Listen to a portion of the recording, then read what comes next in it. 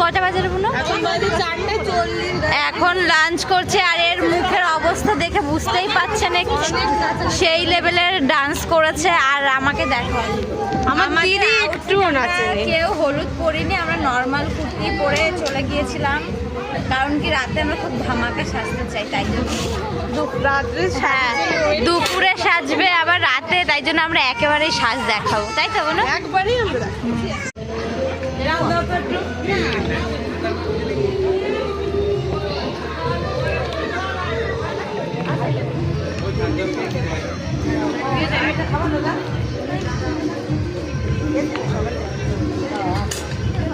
ডাল দেখো, ওর সাথে ডাল খাওয়া দিস না, ওরা দিস না, ওইদিকে দেখো, ওই মামারে দাও, মাছের দেখা।